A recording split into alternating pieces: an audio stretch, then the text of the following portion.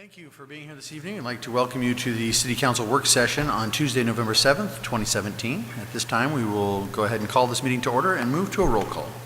Councilmember Chapados? Here. Councilwoman Gussie? Here. Councilmember Manfredi? Here. Councilmember Smith? Here. Councilmember Wade? Here. Vice Mayor Brown? Here. Mayor Price? Here. Mr. Mayor, we have a quorum. Great, thank you very much. Item 3.1, the Mayor and City Council to review the items on the regular City Council meeting agenda. Council, I would like to pull item 9.2 from consent, please. I'd like to discuss that and have some answers on some additional things there that I think we need to review. So, with your permission, 9.2. Anything else that you wish to address?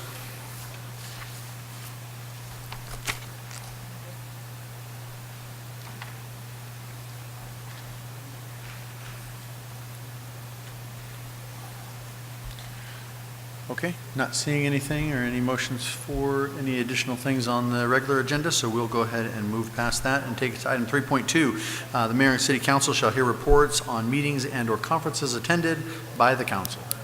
Yes, Councilmember Wade. Busy weekend, Mr. Mayor.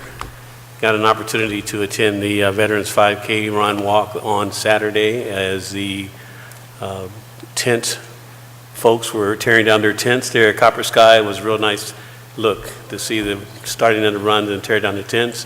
And of course, Post 133 had their annual pancake breakfast that was there. And I don't want to take too much thunder from Councilmember Gussie. I'm sure she has some things she wants to say about that as well.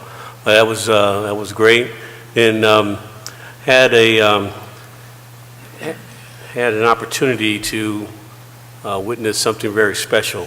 And that was we have a community member, and I'll just leave her name out, but I think there are those who know. And I had an opportunity to participate in, and she was being serenaded by a community member, and then unfortunately this morning she passed away, which is why I have white roses here in front of me. We were asked to recognize her living and her passing. And so I have 4 for myself, for Gail, for Jeremiah, and for Jovan. And so I just wanted to recognize her. The rest of the weekend was pretty busy. Actually, prior to this past weekend, I had an opportunity to be a guest speaker for the National Council of Negro Women, who hold an annual picnic at Copper Sky. And their event was based on one of the principles of I've lost the Kwanzaa. One of the principles of Kwanzaa, which is celebrated the 26th of December through the 1st of January. So it was very nice. It had great food, a lot of children. They had some dancers, drummers, and what have you. So it was really a very nice activity. I encourage those. There were a number of people who aren't members of the city of Maricopa, don't live in Maricopa. I reminded them and encouraged them that we do sell houses here, and that if anyone was interested in moving into Maricopa, they would certainly be accommodated. So thank you very much, Mr. Mayor. I appreciate it. Thank you very much, Councilmember. Appreciate it. Anyone else? Yes, Councilmember Chapados. Yeah, it's been a busy 3 weeks from me as well, Mayor. On October 27th, myself and one of our planning and zoning commissioners and 2 other friends of mine attended the Desert Winds Middle School.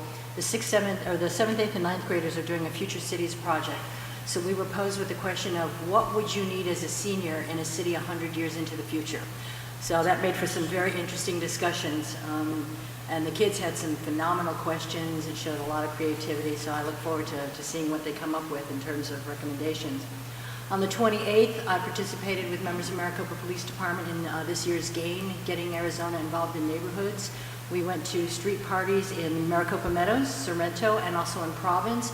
And it was just great to be out amongst the community and see some of the things that they're doing to bring each other together and to address some of the issues in the neighborhoods. Also, this past Saturday, the 4th, I was at the attendance of this year's Police Awards Banquet. If I could just for a minute acknowledge our Police Explorer of the Year, Miss Dreama King. Dreama is a young lady. She is something I think that we're all going to be hearing a lot about, but the reason that Dreama clinched this year's Explorer Award is she was on social media and she saw a girl that was obviously in some kind of distress. She had been diagnosed with a very debilitating disease, and it became clear to Dreama that this girl has suicidal thoughts. This girl lives in Illinois. Through her intervention and the skills that she had learned being an explorer, she was able to get a hold of this girl, talk to her, get her local resources, and averted what could have been a disaster. So it's nice when you hear affirming stories of how our youth care and actually do pay attention to some of the training and the skill sets that we share with our folks, and that they take the time to get involved. She was under no obligation to track and do all the things that she did to find somebody in Illinois, and then to work with our first responders here to get a hold of first responders there, but it was a happy outcome. So I just want to acknowledge that, and also want to congratulate all the award winners this year at Maricopa PD. It was a very nice event. Thank you. Thank you very much. Anyone else this time? Councilwoman Gussie. Yes, this week has been filled with veteran celebrations. The event by Post 133 and Unit 133 went off great, the 5K that we had over at Copper Sky.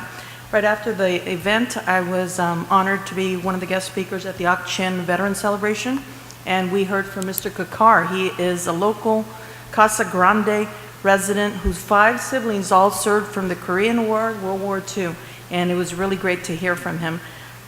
He also lost 2 of his brothers during World War II. And then I just wanted to make an announcement regarding Central Arizona College. We'll be honoring veterans tomorrow at 5 o'clock here at the Maricopa campus. And then this weekend, we will hold our first ever Maricopa Veteran Celebration at, it'll be right in front of Pecana Park there at 9 a.m. So if anyone's interested, please attend. Thank you. Thank you, Councilwoman.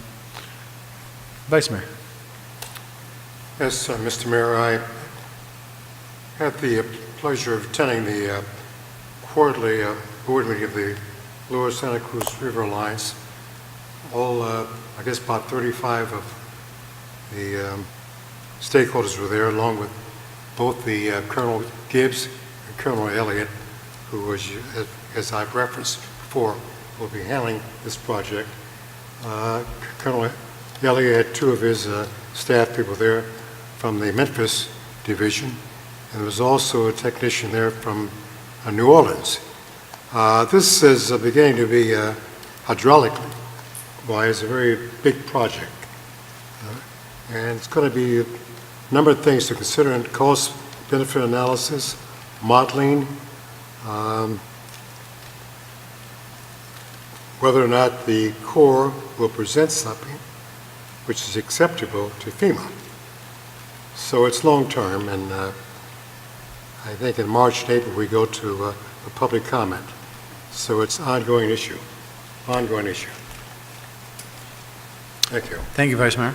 Appreciate it. Anyone else this time? Okay. Seeing no one, we'll move on to item 3.2. The Mayor and City Council shall hear reports on meeting, I apologize, 3.3. The Mayor and City Council shall hear a presentation from the Inglewood Group, Indianapolis, Indiana, regarding multifamily housing, diversity, and opportunities in Maricopa. Good evening, Honorable Mayor, City Council. This item is on your agenda for discussion only. As the City Council is aware of the housing need assessment that was completed earlier this year, and due to the extensive public outreach, the city, among others, was able to attract a diverse group of developers who wanted to build something different than what is existing in Maricopa currently. On the onset of the housing study, Inglewood contacted staff and has been actively participated in the study. Furthermore, Inglewood is keenly interested and currently exploring option to have multifamily dwellings in Maricopa as it was recommended in the study.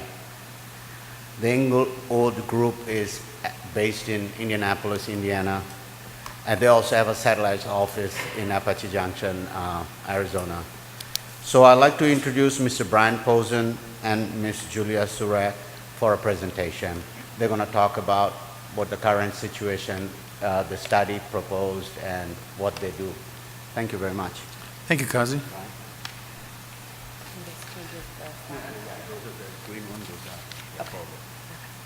Thank you so much for letting us do a presentation in front of you this evening. As Kazi mentioned, my name is Julia Surak, and this is Brian Posen.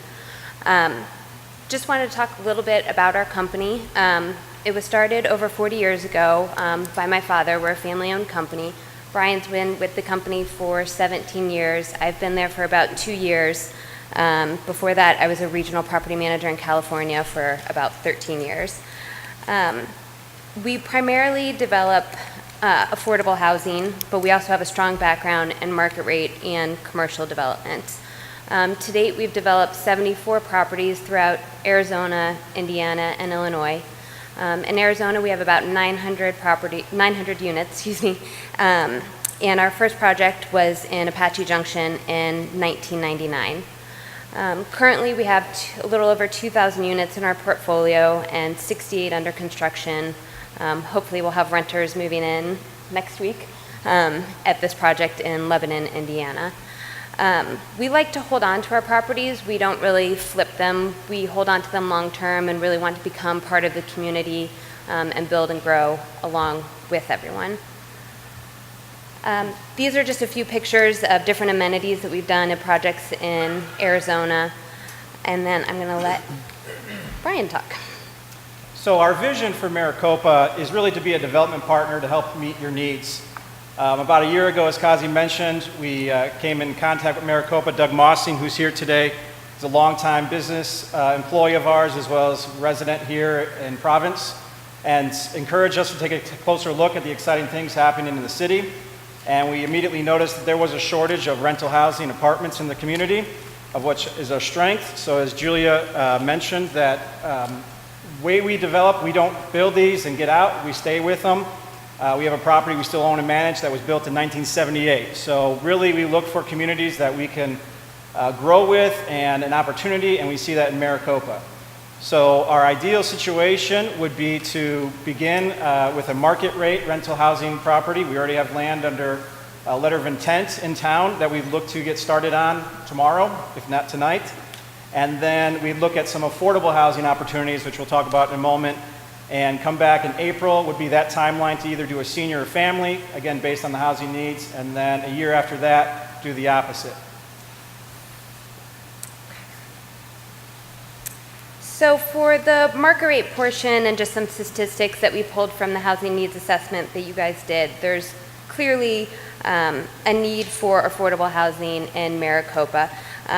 Throughout Pinal County and Maricopa, tenants are severely cost burdened by housing. With no real diverse housing stock in Maricopa and the only option being single family homes, attracting young professionals, students, or even seniors that are looking to downsize is a challenge without having any diversity or apartments. So again, we would like to find a way to create 1 and 2 bedroom apartments, market rate and affordable housing, to find a way to fill that gap in your community. Again, these are just some pictures. This is a community room with business center that we did in a project in Youngtown, and a little playground we did in a project in Phoenix, Arizona. Pulling some rent statistics from the housing needs assessment as well as looking online. The average rent in Maricopa, is about $1,300, and it doesn't really seem like there's any rentals less than $1,000. Most entry-level workers can only afford about $450 to $930 in monthly income expenses. So Maricopa is not an affordable option for them. Millennials prefer apartments or townhomes over single-family homes, and again, seniors looking to downsize, there really are no options. So we pulled data from Chandler and Casa Grande to we feel like those are the biggest competitors with your community of people living. So we wanted to be within that range. We don't want to be at the top of the market, but we also want to be competitive and affordable. So for the market rate, we want to develop units that meet needs and functions of tenants, as I mentioned, a younger workforce, the older population, small families, and students. We're looking to do 1 and 2 bedrooms. 1 bedrooms would range between $800 and $1,000, and 2 bedrooms would be about $1,100 to $1,300. We would also offer in the units energy-efficient appliances, smart thermostats, LED lights, quartz-like countertops, stainless steel appliances, and throughout the community we'd have amenities like a fitness room, a pet grooming salon, different services and needs that we could provide to the tenants. And now Brian's going to talk to you about the low-income housing tax credit program. So this is where it gets a little bit more technical, and I'll keep it purposely just kind of skim the top and we can have more conversations about it. The LIHTC program has been around since 1986, and it's a dollar-for-dollar tax credit to incentivize private sector for providing affordable housing throughout the country. It's really been the most successful program to develop affordable housing. As a trade-off for getting these dollars into the sector, rents and incomes are restricted based on 30 to 60% of the area median income, and that's tied to the property through recording agreements. In Arizona, the Arizona Department of Housing administers the tax credits and puts together a plan to award the tax credits to developers who present projects. And that plan is called the Qualified Allocation Plan. And I'm going to, Arizona Department of Housing, ADOH, they provide this plan once a year. And that's why earlier when I was speaking about April, that's when the deadline is for this next round. And they have a series of benchmarks they want to see in the properties. So when we're looking at Maricopa, we see some things that Maricopa is competitive on and some things that we need some help that would likely come from council or staff. So we've had those conversations, and we're waiting on the final draft is not available yet. But again, as I mentioned, April would be the timing to submit an application. It's a very competitive process, but the state agencies who administer the credits like to spread them out throughout the state. As you well know, there's no tax credit housing here in the city, and we see that as an opportunity. And really, it's an unfortunate situation because, like I said, they do make an effort to spread out. And we see an opportunity here to, not only is there a need for it, but an opportunity to break that mold of sorts. So just real quickly, so these are the rents and the incomes that affordable means. These are the maximum incomes and the maximum rents. Not always do you propose to offer those incomes and rents to folks. Usually you get a market study, figure out what makes sense for your market. There's incentives in the QAP that you offer to lower incomes and lower rents. So that's all, again, part of the weeds of sorts of putting together the application and the scoring criteria. And again, that'll be something that once we use more data from the market, from the housing needs assessment, and as well as a third-party market study, that will kind of hone in. But these are kind of what affordable housing means for today. And that's based on, again, a couple pictures. I think what we're trying to show with the pictures is these are all amenities. Something really unique, again, with the affordable housing program is that they have incentives and amenities that is designed to, when you go past these properties, you cannot tell they are for lower income folks. There's amenities, there's design standards. It's really done a nice job, the tax credit program, to integrate this housing so it's truly part of the community and it's not there's that project for those kind of people, old mentalities. So on that light, that's our goal, is to provide market and affordable housing communities. We've been doing this for over 40 years. We look to continue that here in Maricopa. Like Julia said, it's for us, it's a relationship. We've got several communities in Arizona as well as back home in Indiana where we have multiple properties, and we have a very positive relationship, and we look to bring that here. Said it all. Thank you. And this is just a recent project we did, and this is kind of what we are thinking for Maricopa, doing a 3-story building that is similar to this design. So we just kind of wanted to show you what we are thinking for a project. So. Thank you. A couple of questions for you. Yes, please. I guess my question is on the low-income housing tax credit, how does that work? I mean, obviously that comes back to you as the developer, right? Because that's the whole point, is that it's intended to, as you said, right, is to spur private industry to help bring this and happen. But one of the things you also mentioned is that clearly the area does not have any apartments at all. So it caters to a wide variety of folks, as you mentioned. You millennials, you have folks that are downsizing, you have someone that goes through a divorce. I mean, the list goes on and on and on, right? And you have a college campus here that clearly has the need for students to be here and have someplace to be housed. That is prohibitive when you are looking at a house. I don't know too many parents that are excited about co-signing on an entire house for their 17 roommates that they plan to have in that house. But at the end of the day, I guess my question is where do you find the balance? Is there a certain percentage that have to be in the lower income range, quote unquote, in order to receive the tax credit? Does that make or break the project? How does that work? Sure. So, And I'm sorry to interrupt, but you might have somebody that works at Intel, goes through a divorce, needs an apartment, is going to want to move in here, right? And so they're not going to qualify under the $40,000 range or $35,000 range as low income. So I guess that's my question. Well, I think too, that's why we're kind of looking at doing 3 different phases. A market rate that would house the students or the person going through the divorce, and then we would have the low income tax credit for that low income. Brian can talk a little bit more about the tax credit, but the majority of tax credit properties, 100% of the units have to meet those income and rent restrictions. You can do some market and some tax credit, although those are harder to kind of get the deal done and to manage. So that's why we really like to do a market rate as well as a tax credit. And so again, you're talking about a combination of the two, and I fully understand the phasing that goes in, but I guess my question would be from a council perspective, how does the council rest assured that there is that phasing that does become complete, that phase 1 happens and phase 2 never happens with the market rate side for another 10 or 15 years, right?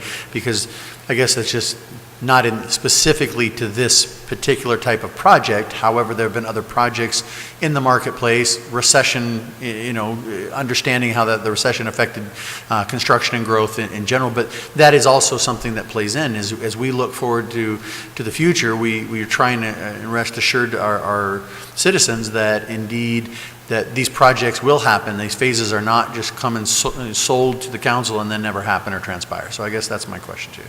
I think, I think the timing of the phasing is important. To me, if I were sitting in your shoes, I want to hear that we want to move forward with the market rate first. Our interest initially when we were talking to Doug was the affordable side. When we came in and kind of got to see a little bit and saw your assessment and saw the community a little closer, we're like, wow, there's a need for market here too. Market, we could start that tomorrow. So our goal would be to build that relationship under the market that could happen immediately. The affordable, like I mentioned, is a little bit tricky because it is a very competitive application and it's only offered 1 time a year. So it's kind of like hurry up and wait a little bit. So, but we wouldn't be standing here if we weren't at least committed to, getting the market going and then getting April in and, then see what the markets tend to do with those first 2 pieces and then figure out. I think we've got a history of going in with a family and then soon after doing a senior. We find success in that they're kind of close together. There's that cross-family piece as well as just economics of cost. And we also would, if we need 5 acres each, we'd look at a 10-acre piece to kind of, again, keep that commitment. It's really just our looking at the market and kind of building that relationship again with what we can do and going through that as a market rate. We usually obviously don't have that immediate privilege to kind of start a market rate from without, that hasn't been in the market before. So we're excited about that piece just to say, we want to be in this together and get in it and, like I said, do April and then see where we shake out and then, but I can't go faster than April with the tax credit program. Yeah, and I agree. I think that council, I don't want to speak for council, from myself and from the constituents I've heard from, I think you're treading on new territory here for this city. And there are certainly strong opinions on both sides of this issue. But at the end of the day, I think you're right. I think council would like to hear that the market rate is the one that you're looking at first, just because that's the entry. That's the entry to the market as a whole, and that's kind of what you're trying to change. You're trying to change attitudes that something like this not only can be successful, but also look good in the community and be a piece or a part of the community rather than a standout place that, you know, people cast their doubts or their assumptions on as something that may or may not be true. So I applaud that. So Vice Mayor, you had a question. Do you entertain any Section 8 recipients? You take that. So for Section 8, people can rent in the low-income housing tax credit program if they have a Section 8 voucher. However, this is not Section 8 housing. You don't have to have a voucher to live in a tax credit property. You just have to meet that income threshold, and that's it. Thank you. We'll start on, I saw Councilmember Wade first, and then go to Councilmember Smith, and then over to Councilmember Chapados. Okay. Or just to Chapados. I was noticing on your resume the times when these properties came into operation, and I noticed that there hasn't been anything significant since about 2014, and they got a couple of projects, rehab projects in 2018 that are about to I guess, to be occupied in the 2018 timeframe. Is it a time restriction that is taking that while to maybe get properties open? And is it because you've been managing properties, maybe spending more time managing properties as opposed to developing some spaces that might be available? It's been a little bit of both. In Indiana, we have been submitting applications for the tax credit. Unfortunately, we were not awarded credits in 2015. In Arizona. In Arizona. And so we submitted applications, we just didn't get the approval. So, and then we did take on some, we call it fee management. We don't own the properties, we just manage them in Illinois, which took up a little bit of our time, and doing some restructuring. So we're consistently looking at different cities and submitting applications for tax credit. We just aren't always the winner. And I just want to clarify for myself what was said about opening properties or starting properties at a market rate as opposed to light tech. So the one that you're ready to start tomorrow, is that market rate? Yes. Okay, so when are we going to get started on that one? As soon as we get zoning approval. Okay, all right. Thank you. I also want to, I don't know if this is known or not, but the tax credit does have a timing requirement by the IRS. It's 2 years after allocation to be placed in service. Otherwise, they take away your credit. So it's a very serious deal. Once you get awarded, these things go very fast, comparatively. And, you know, once they get awarded, they're rather insulated of, there's great, even with potential national tax reform on the horizon, there's still a demand for these. We gauge the pricing. It's in Arizona lately, it has been $1 for dollar because we'll get the incentive from our investor. We've had deals in the 5 years ago in Indiana that was 60 cents on the dollar of investment, which requires more gap funding to provide. But there's still, I mean, that's a golden ticket if you get awarded because there's still a big need in the country for these, and there's investors who are willing to go, and they want them, obviously they want their credit as soon as possible, so it's on our job to deliver. It is. Councilmember Chapados. All right, Julia, thank you so much for engaging in our housing needs assessment and for reaching out to the city to be here tonight. I served on that housing needs assessment, currently serving on the housing plan, so I have a couple of questions on the QAP. Mm-hmm. I see you've got a couple of things underlined, including transit-oriented design, building efficiency, and service-enriched location. Yes. The other thing that if this does happen in Maricopa, obviously you will be the first. And it's very important to set the bar high to be the first. But the other question that I have is what kind of other community amenities? Because if I'm hearing you correctly, you're talking about developing a complex in phases where all three components will be on the same property, or are you talking about three separate properties? They would be three separate properties, Okay. So each three would have their own amenities. With the tax credit program, I'm not sure, Brian, in Arizona, can we share amenities within 2 phases, or would they have to be separate? Separate. They would have to be separate. So some of the services we've offered in the past in, say, a senior building, we'll do nutrition classes, financial literacy classes, those sorts of things. For a family, we'll do childcare classes or partner with an after-school program, things of that nature. We really, when we're looking at the amenity package, we want to talk to the city to see what things they think that they would like. So basic things of community room, business center, maybe a food pantry, or having other sort of fitness classes. It really kind of depends on what we feel would be best. How do those amenities affect the scoring on the LIHTC credit? So that's service-enriched location is something that they basically want to see you bring affordable rents, they want to see you bring quality projects, and they want to see you bring proximity to things. That's something that they want to see. If you're a senior, you want to be close to a senior center. If you're a family, close to a library, fresh produce. So that's something that has been a little bit of a juggling act because they have different things, and in Maricopa's planning, they're a little bit more spread out than traditional. But we think we can get around it and maximize the scoring and find open, available property within an area that would maximize that scoring. So that's the finding the site's a key component because again, this new, I don't think it's new, but this renewed emphasis to be close to things to make it easier for your tenants. Right.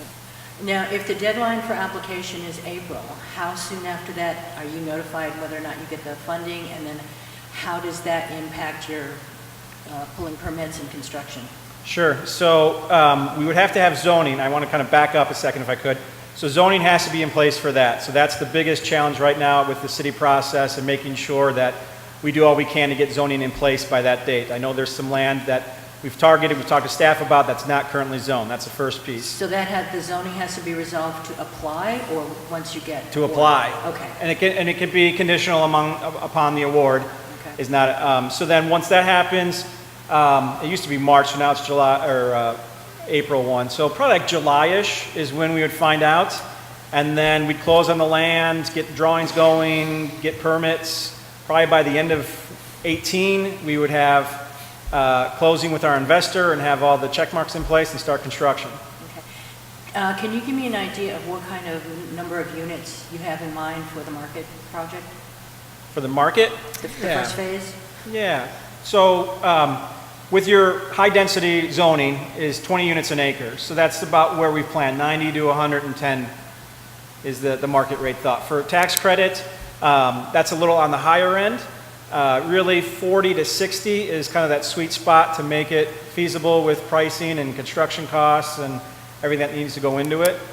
We've done 80 before. Our Apache Junction is 116, but that was in 98, like Julie mentioned. So, but that's kind of just some rough, does that help? Mm-hmm. And then in regards to some of the amenities, for example, if you had a community room, is that limited to use by tenants only? Is that space that can be offered to the public? How does that work? So it's a little tricky in that regard, but not terribly tricky because we've had success both ways. It ultimately has to be for the tenants, and they have to have 100% unrestricted use. We've had success where we've had community rooms where we've invited the public in. Folks have had birthday parties and they have families come in, and we've had senior services come in from the community into our community room. We've had events, so both. All right, thank you. Thank you. I have another question, and I don't mean to get too personal here, but the question, obviously, if you're looking to move quickly, the financing is in place. Are you, you talked about, managing and owning and remaining as a, committed individual or committed group or company to the area. I think that's something that's very important to us because I think that shows ownership. And, clearly in a city like ours, that's really important as something that you see as primarily homes that are owned by individuals, single-family homes. But I guess my question is the intentions are clearly to move forward and to manage this. Do you see that financing then, are you really self-financed? You bring in investors? Do REITs participate with you? Are you that big that REITs, pay attention to you and want to be investors here in this type of thing? Again, I'm not looking for you to disclose all your investors, but, I am interested because I think that, as I look at subsequent things down the way as you have large-scale, money backers in something that potentially is successful here, then that might branch off into other investments or other potential possibilities in the future. So I'm just curious. Yeah, go ahead. We self-invest. We don't have any investors or REITs or anything. We'll get a loan, but it's all owned by the company. Got it. Okay. Perfect. Thank you. Any other questions, council, at this time? Yes, Councilman Wade. I'm sorry, I just have one other question. Sometimes you can have an opportunity to partnership with nonprofit organizations. Is that something that you have experience in doing and been able to go out and get nonprofits to support you, assist you? Absolutely. With our tax credit, and specifically in Indiana, there's a big push for working with nonprofits, and in Arizona as well. So we've already been in contact with the Gila Pinellas Senior Center Council, I don't know if I got their name right, to ask them to provide services if we do a senior deal, and we would reach out to any other nonprofits that we think could offer services to the residents. Thank you. I want to follow that up. In our resume, hopefully you saw that we've done both. We've partnered with not-for-profits before and who want to bring housing in their community. So in that regard, we serve as a one-stop shop. We develop, build, manage, and that's helpful for everybody. And then, like Julia said, it's almost, I want to overemphasize the point. The services, we're able to kind of put the team together, but we're not the experts on that. So that is something that we take very seriously in finding the right partners. And that's almost, we'll have a team at application, but over time, that's something we still take seriously. And we've had properties that service providers come and go and relationships come and go. It's just, but that's something that, obviously as the end tenant comes into play, there may be some things we never thought about or that newly available that we'll bring into the community as well. So again, that's something we do for scoring as well as just for the good of our folks.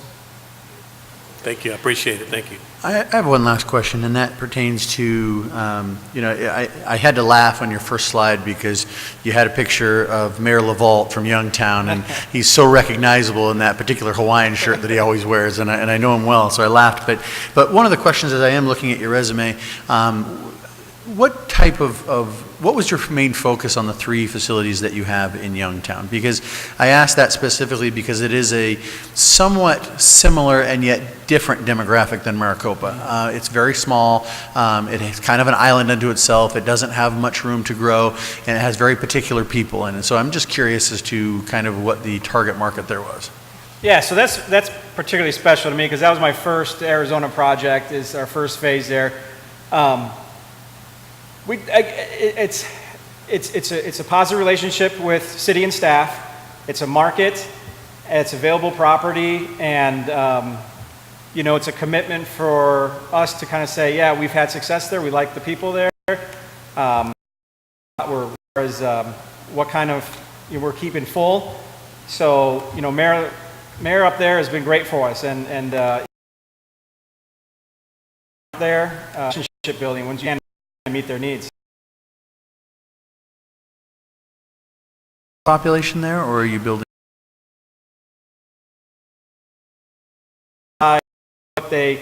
So service housing for vets, senior housing, special needs populations.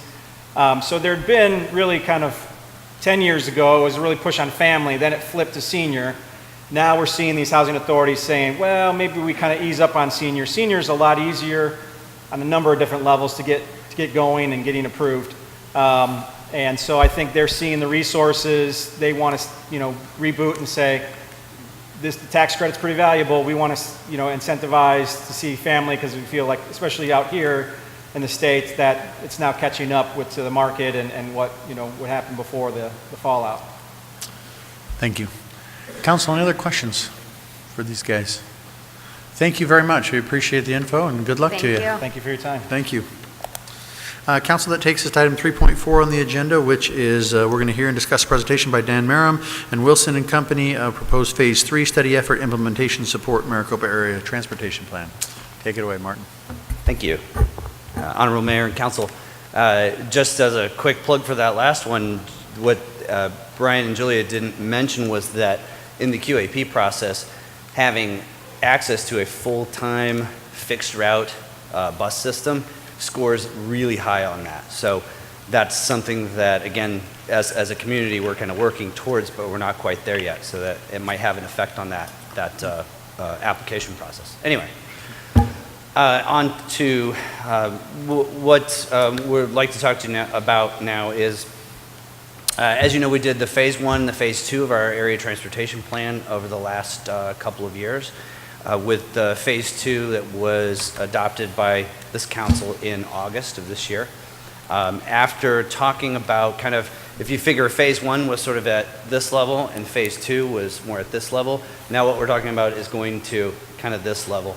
And I'm going to let Amy Moran from Wilson is here to kind of discuss. We'd like a little bit of direction on, this is something as we brought up, where we're headed and kind of the momentum that we've got and the staffing that we currently have with City Manager Rose, and we're all kind of advocating for this is a good time to take it to that next level. So Amy's going to go ahead and outline that for you, and then we're happy to take any questions at the end. Thank you. Amy, take it away. Mayor Price, Vice Mayor Brown, and members of the council, it's a pleasure to be back here with you again this evening to talk about this next opportunity to further advance implementation of the area transportation plan that we embarked on. I guess it's been a couple of years now, in the making. Just going to touch real briefly on where we kind of landed with the previous efforts of the area transportation plan, and then just talk a little bit about the purpose in our proposed process for this third phase. As you probably all recall, I guess it was in August when you adopted the latest update to the area transportation plan. In that plan, we defined the necessary types of facilities to allow for both the generalized location and preservation of right-of-way. The main point here, and as Martin indicated, we're kind of like at this level here. Really focusing on sort of the more regional type facilities, the arterial streets and the parkway facilities, so those higher capacity facilities. And what we're trying to get at with this next step is to say, okay, we've got those in place. They're generally falling on the mile grid. How are our residents and businesses really going to most efficiently connect to that network? So really taking a closer look at how we envision connectivity of collector and to a certain degree local streets to gain access to those arterials and parkway facilities for that sub-regional and regional connectivity. And so what we're going to be focusing it on is not only should they be collectors, should they be local type facilities, but what should be the frequency of access?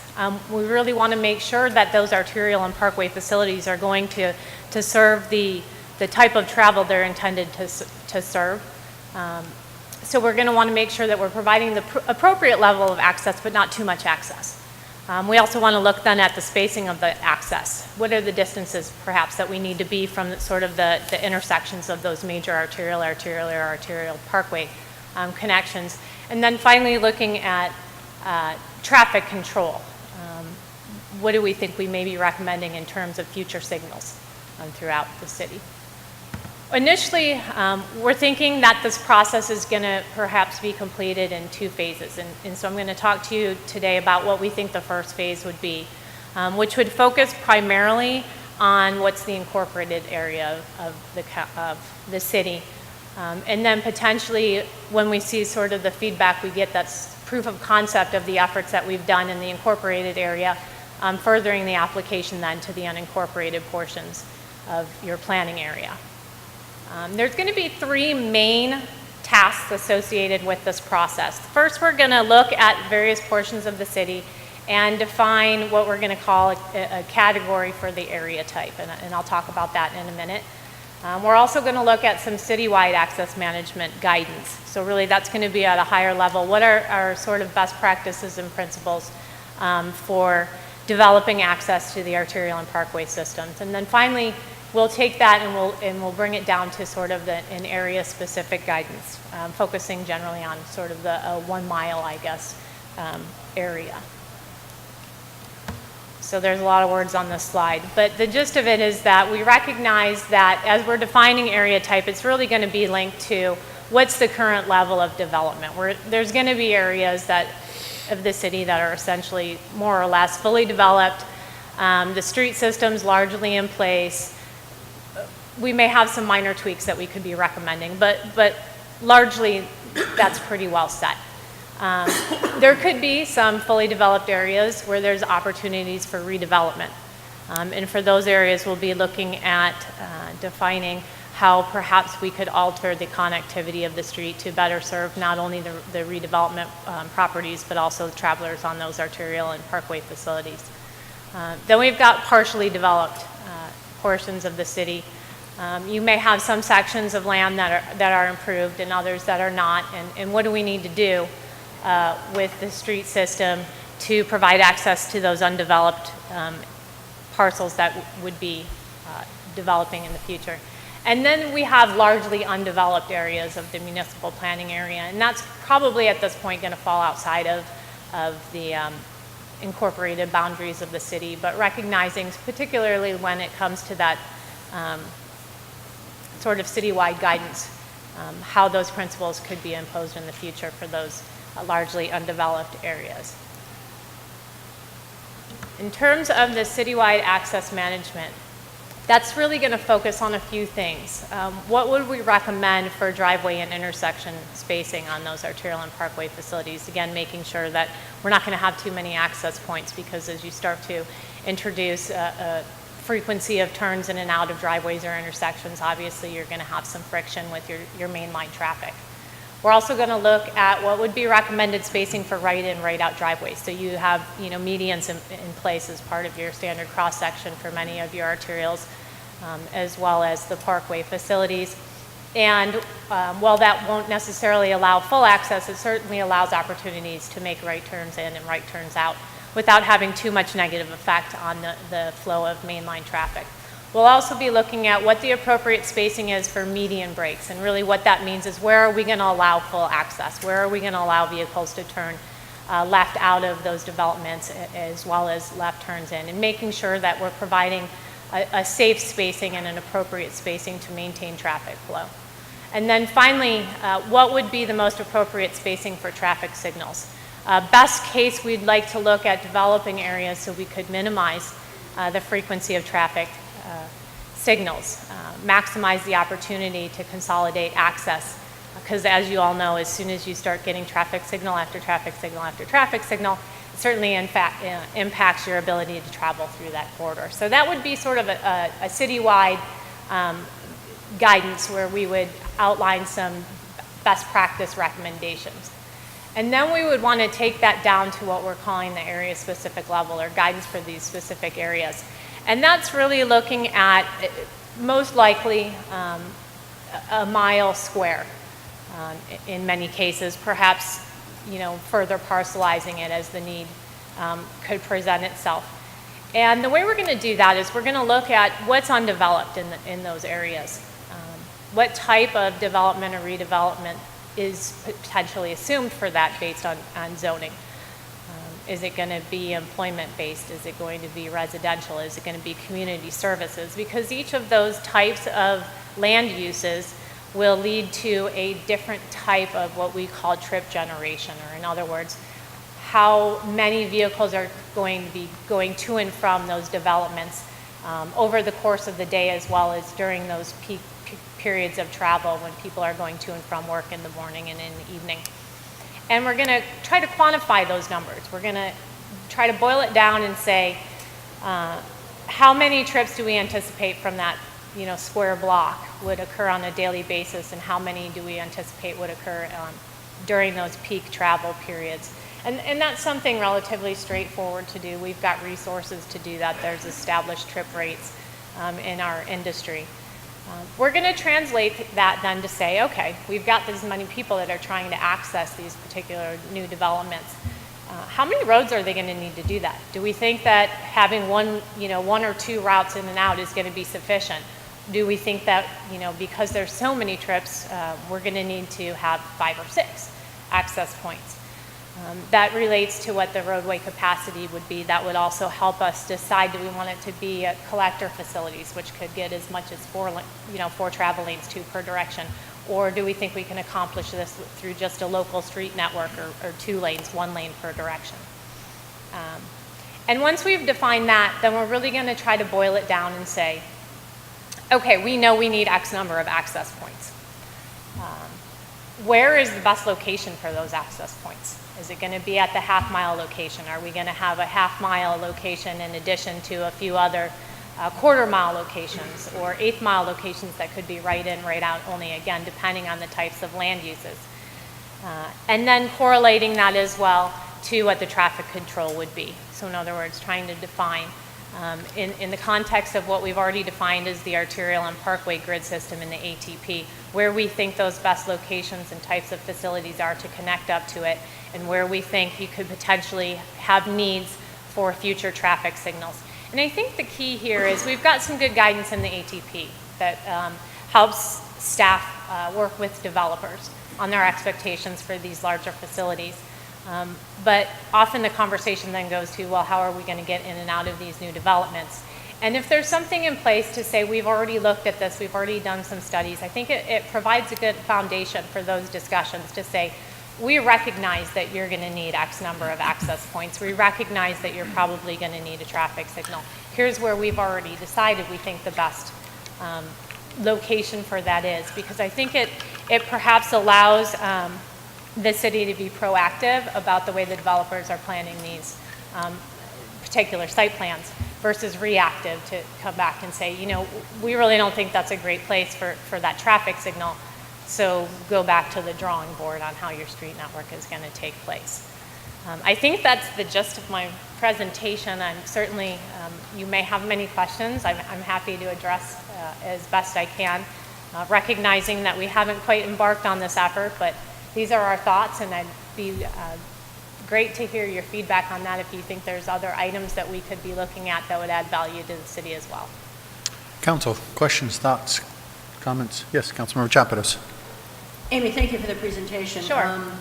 Based on the conversation that you just heard prior to your presentation, what kind of focus do you put into when you're identifying collector streets, arterials, that kind of thing, with proposed projects such as a multi-phased, multi-family housing or senior center or that kind of thing, and also looking at it strictly from a public safety access and response time perspective?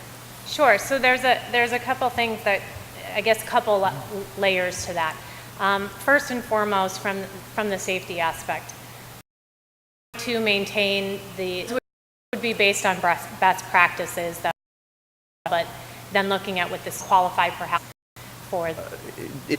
Thank you. We're 3 minutes out.